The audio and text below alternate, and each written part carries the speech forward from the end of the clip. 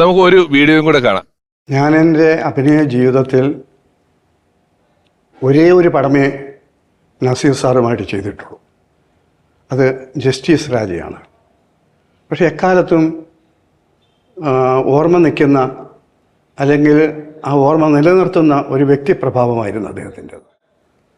അദ്ദേഹം ഒരു താരതമ്യേന പുതുമുഖമായ എന്നെ, എൻ്റെ രണ്ടാമത്തെയോ മൂന്നാമത്തെയോ പടമാണ്, പുതുമുഖമായ എന്നോട് ആ വേർതിരിവ് കാണിക്കാതെ വളരെ വർഷങ്ങളായിട്ട് ഒരുമിച്ച് പ്രവർത്തിക്കുന്ന ഒരു വ്യക്തിയെപ്പോലാണ് എന്നോട് പെരുമാറിയിട്ടുള്ളത്.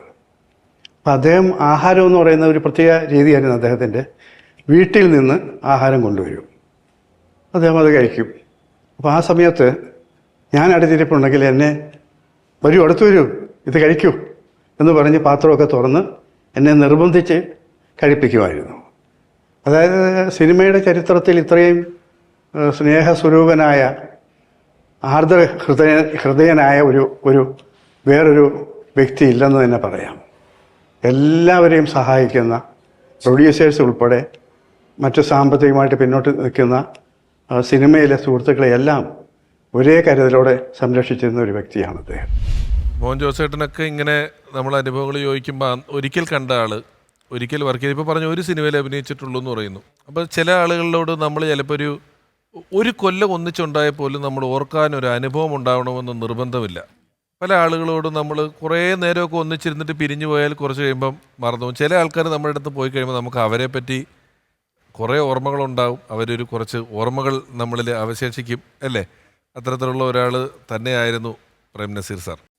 ഷീലാമ, ഇപ്പം ഇത്രയധികം സിനിമകളുണ്ട്, എങ്ങനെയൊക്കെ നമ്മൾ ശ്രമിച്ചാൽ എങ്ങനെയെങ്കിലുമൊക്കെ പാട്ടായിട്ടും സീനായിട്ടും മൊബൈലിൽ തട്ടുമ്പോഴും ഒക്കെ ഇതിങ്ങനെ പോപ്പപ്പ് ചെയ്ത് നമ്മുടെ ജീവിതത്തിലോട്ട് തിരിച്ചു വന്നുകൊണ്ടേയിരിക്കും. ഷീലാമ്മയുടെ ഒരു ആ കാലഘട്ടത്തിലെ സിനിമകളുടെ കാണൽ ഇപ്പോൾ എന്തളവിലുണ്ട്?